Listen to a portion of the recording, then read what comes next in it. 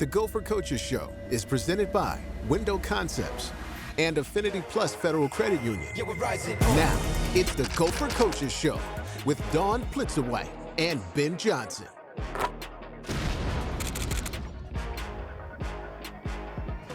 Welcome into the Gopher Coaches Show. I'm Ahmad Hicks alongside K-Fans Justin Gaard and women's head basketball coach Dawn Plitzuweit. Coach, DJ Khaled has this song named All I Do Is Win. I think we should remix it here in Minnesota because you guys are winning quite a bit. A big win versus Nebraska, 62-58 yesterday at home. Can you just take us through that game? Just how exciting is it to win in front of your home crowd? Well, first of all, we had a great crowd. We had just under 6,000 fans that were there, and they really got loud. And going back and rewatching the game last night, and then you could hear some kids in the background counting down the shot clock. It was incredible. It was really a neat atmosphere. It was fun to have that kind of energy, and we needed every single point that they could help us either get stops on or find ways to make some shots. So basketball is a game of runs, and in that game we saw it as much as we've seen it all year long. And so the good part for us is that we played with a great deal of toughness and tenacity, and we had to find a way to have some resilience because things didn't always go our way. We started off really well.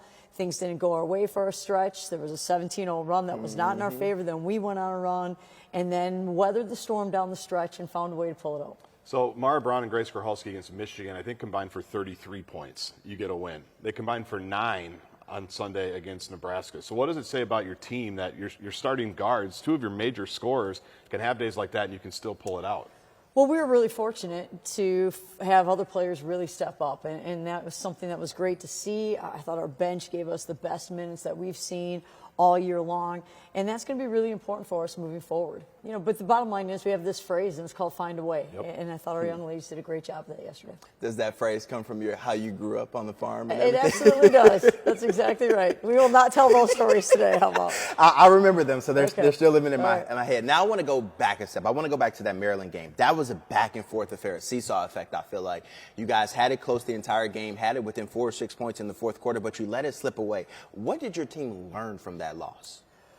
Well, we're a young team, and we're learning a great deal in every practice and every game situation. And in the Maryland game, we were in a lot of good positions defensively, but we didn't deflect passes. We didn't make plays. We saw things happen, and we were a little bit late. We went back before the Michigan game and really tried to get back to the fundamentals defensively of seeing the ball and moving to the ball, and try to do some different things in practice and restructure a little bit of some of our practice things to get back to some more of the basics with some defensive principles and philosophies. And I thought that helped us, kind of gave us a little bit of a charge. And offensively worked to move the ball a little bit differently, screen a little bit differently. That seemed to give us a little bit of a charge. So the Maryland game helped us because we learned a great deal about ourselves and how we can get better. Then in the Michigan game, we played at a pretty high level. We did a lot of good things, but we didn't guard some ball screen actions in the way that we really wanted to. We missed some help assignments. Then we get into the Nebraska game, and we missed some help opportunities early, and then later we overhelped and gave up three-point opportunities. So these are all learning opportunities for us and growth opportunities. On the Michigan game, you took a punch in that second half as well, not dissimilar to Nebraska. And then the fourth quarter, I mean, maybe your best quarter of the season on both ends, disruptive defensively. The ball was flying around. You set a Chrysler Center record for making threes that day. So what kind of unlocked there in that fourth quarter to allow you to run away from Michigan like you did? You know, I don't know if I know the answer to that exactly, because if we did, we'd bottle that back up and redo that all the time. Shoot threes really well would be part of it. Right. Make a lot of threes, make a lot of shots. But I thought we really just stayed in the moment at a very high level and just continued to play possession by possession. But what I thought we saw in the Michigan game was, again, some young ladies like Janae Sanders and Nia Holloway in particular really gave us great minutes in the second half of that Michigan game, and that really propelled us moving forward into the home game that we just had. And with that, Janae Sanders, probably her best game against Nebraska, when there wasn't a lot working offensively against Nebraska. We already talked about some of the struggles the other guards have. It looked like at the end of the third it was, well, nothing else working. Janae, just go by somebody and get a three-point play. So, but just take us through the bench development. We've talked a lot about it on the radio side. You have a starting five you're comfortable with. Where do those other minutes come from? Your bench has really emerged here the last few weeks. They really have, and they need to continue to emerge because they provide us something a little bit different. You know, and Janae is someone who can really get to the basket at a very high level and is now making, making a lot of plays defensively too. And so that's something. She had 2 big charges in the game against Nebraska. She's making a lot of things happen. She's playing with more confidence, but also playing, I think, with more understanding too at the same time, and is being a greater voice, and we need that. You know, it's a long season. Right. It is a very long year, and she is really now starting to feel comfortable with what her voice looks like, feels like, and that energy she's providing. Coach, how do you make a player feel comfortable and to feel like they have a voice on a team where they just got here, you know, a couple of months ago, and they haven't been around for multiple years? You know, the best part about that, Ahmad, we're all new. This is year 1 for all of us. So maybe it's easier this year in some way because everyone's going through the same thing at the same time. For you, I just feel like we talk about the starting 5 a lot, Justin, and their chemistry that they have and all the minutes that they play. But the role players, it just seems like every game they're getting more confidence. They're starting to do more. How are you instilling that confidence in them? Like, is it extra film study? Is it just giving them words of encouragement? What are you doing to get the most out of your girls? I think we're trying to get them integrated in practice in different ways with some more of the starters. I think it's showing a lot of film and we show film to everyone, because the bottom line is if we all learn how to do one skill really well by seeing in a film, we can maybe watch one clip, but it applies. Maybe it happened 4 or 5 times, but if we watch one clip and that we can carry that over and it applies to several players, that's the most efficient way to do things. And we're trying to do that. And with 3 games in a week and the limitations that we have in terms of all those type of things, we have to be as concise as possible. On the chemistry of the starting 5 that Ahmad talked about, I mean, 4 of them played, you know, quite a bit together last year, 3 of them, I guess, and then Sophie came in and certainly got to practice a little bit. But how have you seen their chemistry develop? And even the last play of the game on Amaya's shot, you know, Mara's doubled, she immediately kicks it right back to Amaya. She's right there to step into a 3. I'm sure that comes through knowing each other really well and repetition. So how has that been developed? Well, I think that crew has played together quite a bit in games, but they're also, you know, in practices we have different groups that are together. They're together in a lot of to start things off because that's what the game looks like. That's what the game is, and so they have to get reps with each other. You know, but I think they do a really good job of continuing to encourage each other and pick each other up, and that's really, really important. You know, not just how you play, but how you connect and how you communicate with each other. Maybe my favorite part after the shot of Amaya battle is she was so in the moment. She wasn't thinking about celebrating. She wasn't thinking about being a 4. She was clearly backpedaling to get ready defensively. I don't know if you noticed that as well, but it's like, as a coach, you got to feel good that everybody seems pretty locked into the game's not over. Let's get back and guard somebody. Well, that would have been really important because the last 2 minutes of the game, we gave up 8 points in transition, so I was glad she was getting back. Well, I did see, I talked about it actually on the radio. Mara Braun with a nice layup with a big scream on one end and then gave up a 3 on the other end, shoulders down. It was like the yin and the yang, right? You just got to continue to play. That's right. Coach, how have you seen the players' confidence grow? Because last year, in games like the Nebraska game, these are just games where they would just let it slip away, whatever the case was last year. But it seems like now every player believes they can win. Do you sense that as well inside your locker room? The bottom line is if you don't believe that you have a chance and that we focus on possession by possession, and we've got to focus on what it takes to battle and win that possession. And if we are understanding what that looks like and what it takes, and sometimes even though it's not exactly what it's supposed to look like, you still need to find a way to get it done, whether that's take a charge, whatever the case is. You get an offensive rebound, keep a possession alive. At the end of the 3rd quarter, Ayanna Johnson had a huge play for us. Janae got to the free throw line and got an and 1, but missed the free throw, and AJ from our team knocks it out of bounds or off the kid's hands, goes after the offensive rebound. We get the ball with just under 3 seconds to go, and we run a play, and at that point in time, Mallory Heyer hits a big 3 for us.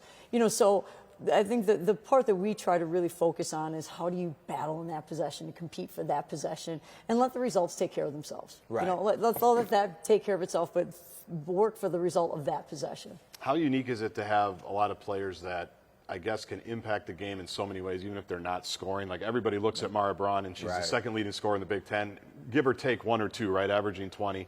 Didn't shoot the ball well the other night. Still had 4 steals, had a big block, obviously had the game-winning assist or game-clinching assist. Grace Grhalski didn't score, right? But I'm assuming impacted the game in a lot of different ways. So Mallory Heyer seems like impacts in a million different ways that we don't talk about. So is that unique, or how unique is it to have players that kind of understand, even if you're not scoring, you can still help us win? That's what you need to do to win. Yeah, right. It's really, ultimately. But not everybody has that. Not everybody has that, and we're really fortunate because we have young ladies who are learning to compete possession by possession. And that's really what we have to focus on now moving forward, going into our next round of games, is that we can't when we look at how we stack up in all different ways and experience, and right now, if the Big Ten isn't as veteran as it's ever been, it is. I don't know what I don't know how to make it be more veteran than it is. And so when you look at those type of things, it can be almost it's such a daunting, overwhelming task. But at the same time, it's like, well, let's just figure out how we can get better at guarding the post. How do we get better at finishing plays? How do we get better at screening for each other? How do we get better post touches? Take care of some of those little details, and then things seem to work out to help us get better. Now, is that going to be enough in the end for the results that you want every time? How do you know? But ultimately, again, it's a long season. We still have a lot of games left in our regular season in the Big Ten segment of this, so we've got to just continue working on who we are. Can I ask you a very important question? I know a lot of coaches probably want to hear this answer. You guys are tenacious on the defensive end right now, and I feel like you don't have that lockdown defender, but it's a collective group right now doing it all as one. How do you get these players to buy in defensively? Because I know when players come in from high school, they're just used to scoring, and they don't have to defend a lot. Well, it depends on who you're recruiting. We have some young ladies who played for some good defensive coaches and who understand that. But it's something that we've been training, really working on, not necessarily since we got here, because scoring takes longer and offense takes longer to develop that skill set. But ultimately, we've been working on it a long time, since the summer, and really focusing on the toughness that it takes, the positioning that it takes, the awareness that it takes, and all those type of things. And again, we're still learning how to do things to the best of our ability and what that looks like, and making progress. We're not anywhere near where we need to be within the Big Ten yet to really be a solid defensive team. Right now, if we can predict some movements, but the Big Ten teams are really good at scoring basketball, so you can't predict a lot of it to take a lot of their things away. So you've got to just become better at the fundamentals, and we're still working on a lot of those. All right. Well, you guys are battling right now, and speaking of battle, we're going to speak to one battle on the other side of the break. Amaya is joining us, and we're going to talk about her growth from year 1 to year 2. Stick around. More Gopher Coaches Show coming up after the break.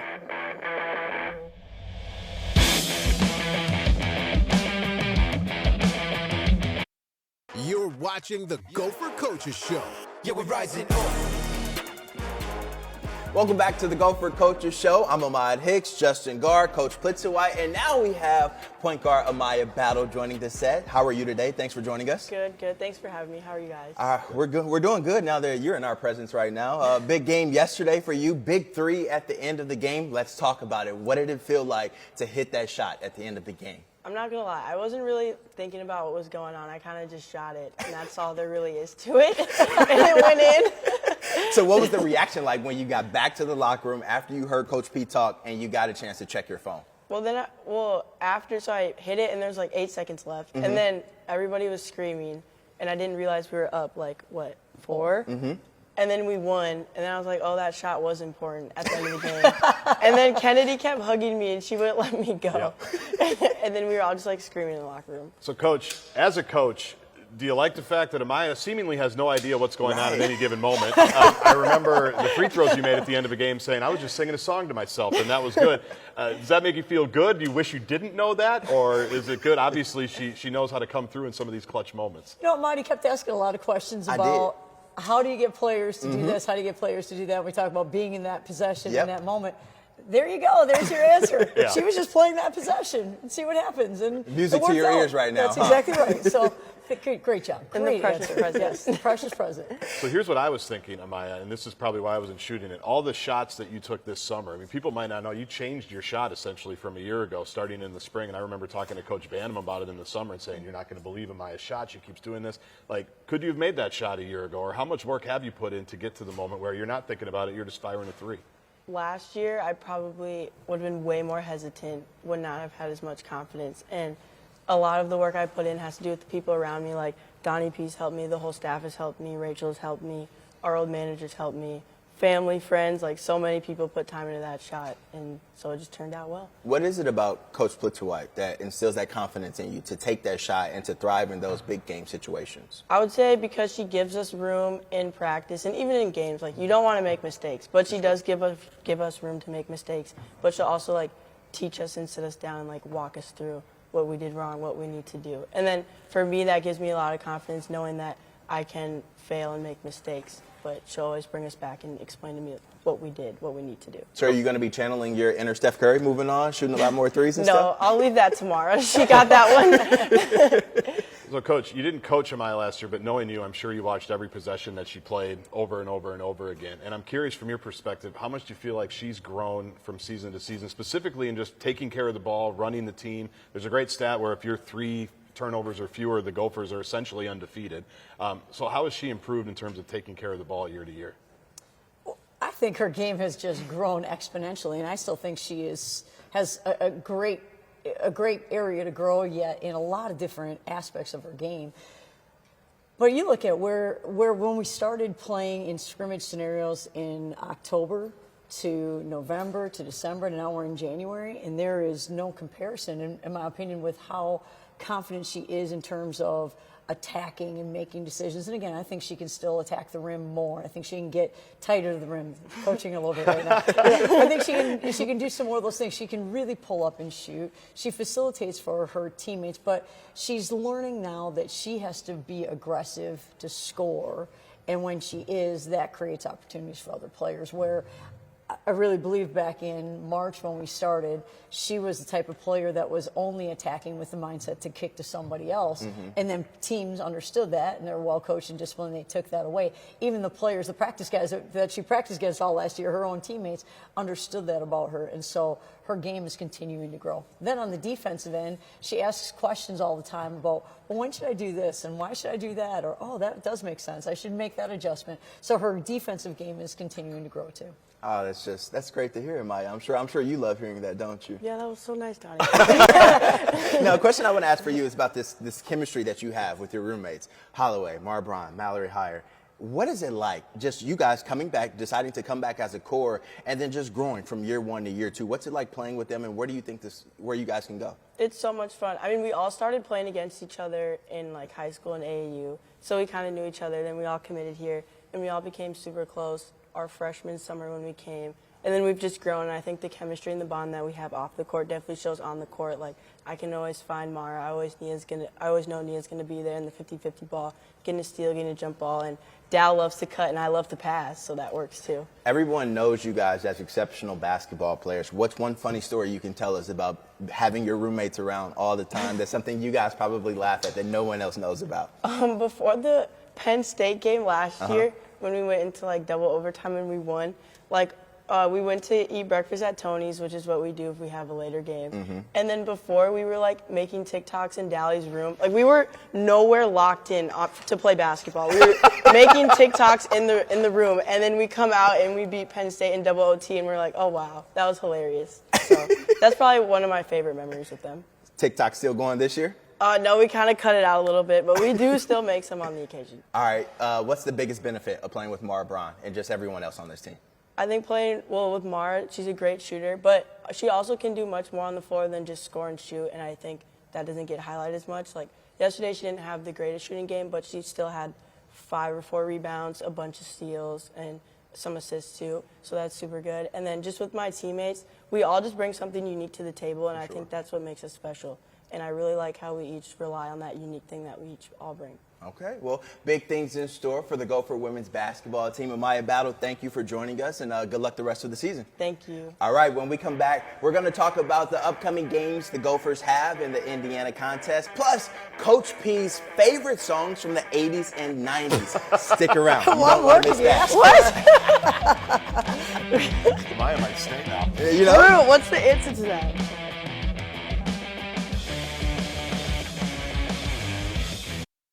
Welcome back to the Gopher Coaches Show. Welcome back to the Gopher Coaches Show. Ahmad Hicks here alongside Justin Gaard and Coach Plitzuweit. So, Coach, as we were just going to break with Amaya Battle, she said that she had the best playlist on the team, but from what I understand, you have really good selection of music. So I want to pop up some of your top 7 songs from the 80s and 90s, and I want you to walk us through. Justin, are you familiar with any of the songs on this list? Yeah, I mean, I'm a child of the 90s. I understand all of these songs. Yeah, like so what's your favorite of her top 5 right now? I would say MC Hammer, Can't Touch This. Like I would have that. gone Too Legit to Quit, but I can't argue with Can't Touch This. I have no Can you problem do with the that. Too Legit to Quit? Do you remember the I songs? could, yeah. Okay. Deion Sanders and I could do that back in the day. He would Just definitely do checking on that. you. Yeah, All right, I let's see could. 6 and 7. Then what are the last 2 that Coach is bumping? A little Janet Jackson, Yeah, Boys now to we're Men. talking. right? Look at that. Yeah. I wonder if Amaya can relate to this. Do you think Amaya can relate to these songs that you have up here? You know, she might be able to relate. I'm not sure if she can dance to them. We might have to teach her a little bit of like the MC Hammer Pants Right. era. And so my first concert I really went to, and I grew up on a farm, so that's not part of what we did. And so when I was in college, I went to the first concert was at Brown County Arena, and it was MC Hammer, TLC, and Boyz II Men. Ooh, that's a That good was a pretty good selection one. right there. Now living in Minneapolis, there are concerts all the time. All this is the crazy. time. I got to see Janet Jackson. Yeah. Janet doesn't dance the way that Janet used to dance, Probably but not. It's all right. that's all right. She still sings, and she has all the other people dancing for her, so it's great. You know how it is. Well, you have a good selection. I'm sure Thank you. after the next win, you just throw it on after the game. Culture these players on the team. I should do that, right? You should. That's an idea. JG, we have 60 seconds left. Take us through the next conference game. I don't want to talk about Indiana. You just want to talk no, about I want music? to talk about No, the we have to music. talk about the game. All right, well, give us 10 seconds on the Hoosiers. They're pretty good, right? They're really good. They're one of the most efficient teams in the nation, scoring at a 51% clip, scoring 80 points a game. Really hold their opponents down, lock them down in a man-to-man defense. Tough, gritty, great fan base that they have. Terry Morin's done a tremendous job. Their players are very veteran. Talked about that earlier. They score inside, they score outside. So, yes, they're a very good team. Coach, we have 30 seconds left in the show. Where do you start with your girls in the film room just about how you plan to beat this Indiana team? Well, first we start with a look at us, a self-scout from the Nebraska game and some areas we have to get better. A couple on the defensive end, a couple on the offensive end, and then focus on who we are. Then we take a look at our opponent and how that tries to translate then into the next game. All right, well, Coach, you have these girls rolling right now. The entire city is buzzing around your program and the direction it's headed in, so we wish you nothing but the best of luck the rest of the season. Thank you, Mark. In a few weeks. Yep. Thank you guys for joining us this week on another installment of the Gopher Coaches Show, this time with head women's basketball coach Dawn Plitzuweit. We'll see you guys again next week with head coach Ben Johnson for the men's team.